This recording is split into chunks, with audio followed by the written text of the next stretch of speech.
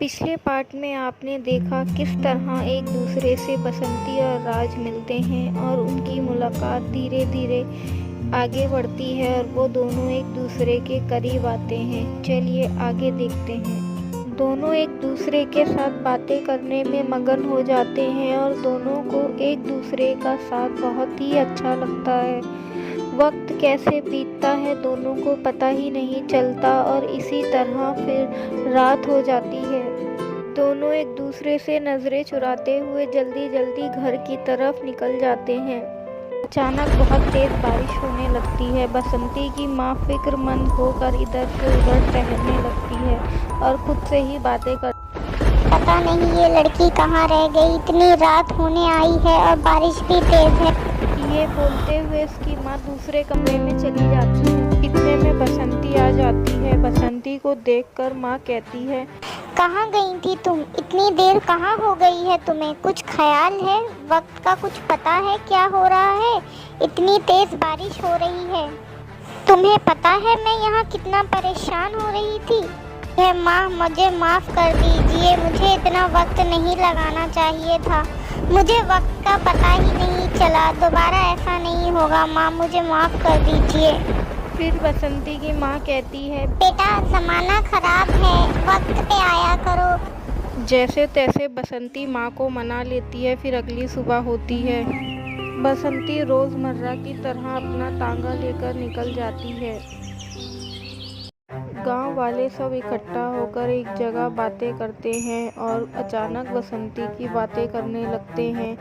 पता नहीं बसंती को क्या हो गया है, कहाँ रहती है, आजकल दिखाई ही नहीं देती। और वो नए शहरी बाबू, वो भी बसंती के साथ बहुत ज़्यादा रहते हैं। पता नहीं क्या माजरा है दोनों के बीच। जब गांव वाले सब बातें कर रहे होते हैं तो बसंती इनकी बातें सुन लेती है और दिल ही दिल में सोचती है कि ये क्या हो रहा है और ये सब ऐसी बातें क्यों कर रहे हैं। बसंती दिल ही दिल में सोचती है, आइंदा से मैं शहरी बाबू से नहीं मिलूंगी। पिछले पार्ट में आपने देखा किस तरह एक दूसरे से बसंती और राज मिलते हैं और उनकी मुलाकात दोनों एक दूसरे के साथ बातें करने में मगन हो जाते हैं और दोनों को एक दूसरे का साथ बहुत ही अच्छा लगता है। वक्त कैसे बीतता है दोनों एक दूसरे से नज़रें चुराते हुए जल्दी जल्दी घर की तरफ निकल जाते हैं। दोनों एक दूसरे से नजरें चुराते हुए जल्दी जल्दी घर की तरफ निकल जाते हैं। दोनों एक दूसरे से नजरें चुराते हुए, थक गई हूँ माँ, आराम करूँगी तो ठीक हो जाऊँगी। अचानक बहुत तेज बारिश होने लगती है। बसंती की माँ फिक्रमंद होकर इधर से उधर टहलने लगती है और खुद से ही बातें करती है कि पता नहीं ये लड़की कहाँ रह गई, इतनी रात होने आई है और बारिश भी तेज है। इतने में बसंती आ जाती है। बसंती को देखकर माँ कहती है, कहाँ गई थी तुम? इतनी देर कहाँ हो गई है तुम्हें? कुछ ख्याल है? वक्त का कुछ पता है क्या हो रहा है? इतनी तेज बारिश हो रही है। इतने में दूसरी तरफ राज को भी नींद नहीं आती और वो बाहर निकल आता है। बसंती अपनी माँ से कहती है, माँ मुझे माफ़ कर दीजिए। मुझे इतना वक्त नहीं लगाना चाहिए था। मुझे वक्त का पता ही नहीं चला। दोबारा ऐसा नहीं होगा माँ, मुझे माफ़ कर दीजिए। फिर बसंती की माँ कहती है, बेटा ज़माना ख़राब है, वक्त पे आया करो। और ये तुम सुबह होती है और बसंती सब्जी लेने आती है तो गांव वाले उससे कहते हैं, क्यों री बसंती, कहाँ है आजकल, दिखाई नहीं देती। आप मुझे सब्जी दे दें, मुझे घर जाना है, देर हो रही है काम के लिए। गुस्सा क्यों करती हो, ले जाओ सब्जी। वैसे बसंती तुम बदल गई हो। वैसे माँ कैसी है तुम्हारी? उनसे कहना मौसी याद कर रही थी, जाके मिलाओ। बसंती वहाँ से सब्जी लेती है और बिना कुछ कहे वहाँ से निकल जाती है। घर पहुँचते ही बसंती माँ से कहती है, माँ ये लो सब्जी, और मैं आइंदा से बाजार नहीं जाऊंगी, आप खुद ले आया करें। क्या हुआ बसंती, किसी ने कुछ कहा? तुम ऐसा क्यों कह रही हो? बसंती कुछ कहे बिना ही वहाँ से चली जाती है।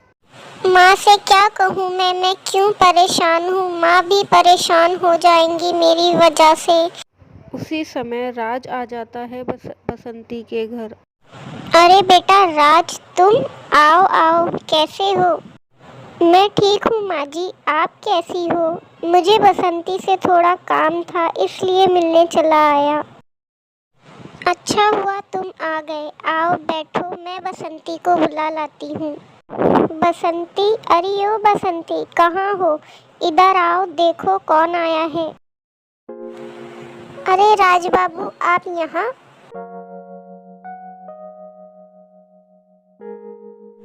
क्या हुआ बसंती, मुझसे कोई गलती हो गई है क्या? तुम मुझसे बात क्यों नहीं कर रही? अगर मेरी कोई बात बुरी लगी हो तो मुझे माफ़ कर दो, पर ऐसा ना करो। गांव वाले सब इकट्ठा होकर एक जगह बातें करते हैं और अचानक बसंती की बातें करने लगते हैं कि पता नहीं बसंती को क्या हो गया है, कहाँ रहती है, आजकल दिखाई ही नहीं देती। और वो नए शहरी बाबू, वो भी जब गांव वाले सब बातें कर रहे होते हैं तो बसंती इनकी बातें सुन लेती है और दिल ही दिल में सोचती है कि ये क्या हो रहा है। बसंती दिल ही दिल में सोचती है, आइंदा से मैं शहरी बाबू से नहीं मिलूंगी। बसंती दिल ही दिल... अब आप यहाँ से चले जाइए, मुझे कुछ नहीं कहना और ना ही कुछ सुनना है। ठीक है बसंती, मैं चला जाता हूँ, पर मुझे तुमसे कुछ कहना है।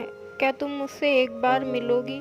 प्लीज़ मना मत करना, सिर्फ आखिरी बार। वैसे भी मैं यहाँ से कल जा रहा हूँ, सिर्फ मैं तुमसे आखिरी बार मिलना चाहता हूँ, मना मत करना।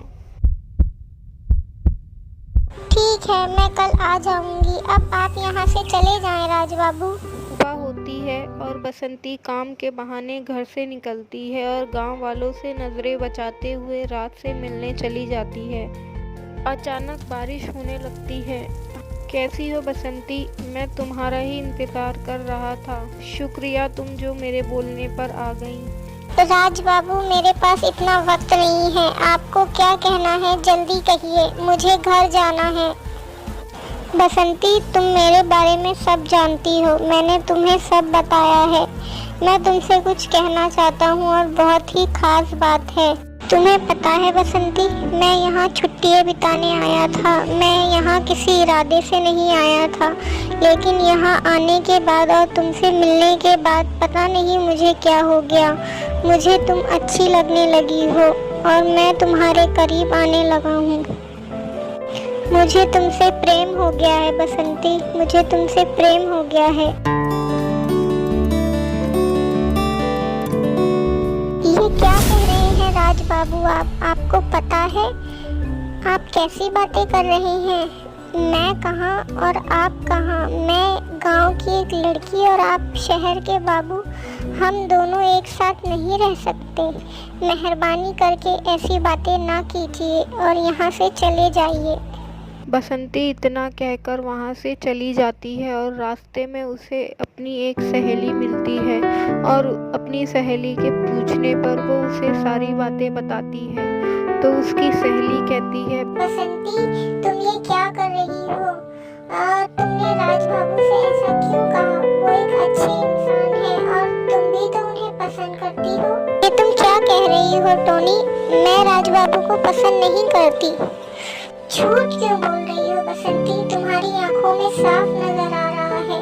पर तुम ये किसके डर से कर रही हो?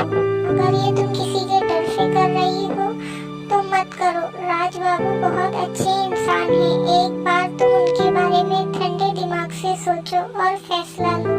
वैसे तुम्हारी मर्जी। बसंती घर आती है और राज बाबू के बारे में सोचने लगती है।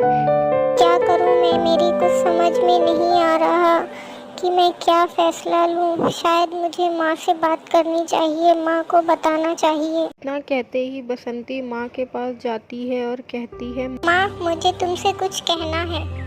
तो माँ कहती है, बसंती, मुझे भी तुमसे कुछ कहना है, बहुत ज़रूरी बात है। पहले मेरी बात सुनो।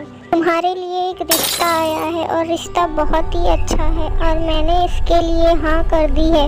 अब मैं तुम्हारी मर्जी जानना चाहती हूँ। मुझे तो वो रिश्ता बहुत ही पसंद है। इतना सुनना था कि बसंती के होश उड़ जाते हैं और बसंती दिल ही दिल में रोने लगती है और अपनी बात कहे बिना वहाँ से चली जाती है। दूसरे दिन राज बाबू भी वहाँ से चले जाते हैं और बसंती बहुत उदास हो जाती है और उसे राज बाबू की बहुत याद आती है और वो दिल ही दिल में रोती है और उदास रहने लगती है। और थोड़े दिन बाद फिर बसंती की शादी की तैयारियां शुरू हो जाती हैं। बसंती मन मारकर इस शादी के लिए राज़ी तो हो जाती है, मगर वो इस शादी से खुश नहीं होती। जैसे तैसे शादी का दिन आ जाता है और सब तैयारियों में मगन होते हैं और बसंती दिल ही दिल में रोती है और राज को याद करती है। दूसरे ही पल बसंती की माँ कमरे में आती है और बसंती से कहती है, चलो बसंती, बारात आ गई है, अब तुम्हारे जाने का वक्त आ गया है। बसंती बाहर आती है और जैसे ही नजरें उठाती है चौंक जाती है। बसंती की माँ और गांव वाले जोर जोर से हंसने लगते हैं और सब कहते हैं, क्यों बसंती, चौंक गई ना? तुम्हें क्या लगा हमें पता नहीं चलेगा तुम्हारे और राज बाबू के बारे में? तुमसे बात करने से पहले राज बाबू ने मुझसे आके बात की और उन्होंने सारा किस्सा मुझे सुनाया और मुझे राज बाबू अच्छे लगे और उनका प्रस्ताव मुझे अच्छा लगा, इसलिए मैंने इस शादी के लिए हाँ कर दी। लेकिन हमने तुम्हें बताने से मना कर दिया और हमने तुम्हें सरप्राइज दे दिया। तो बताओ कैसा लगा हमारा सरप्राइज? बसंती ये देखकर बहुत ही खुश हो जाती है और दोनों एक दूसरे को देखने लगते हैं। आखिरकार इस कहानी की हैप्पी एंडिंग होती है और दोनों अपना जीवन खुशी खुशी बिताने लगते हैं।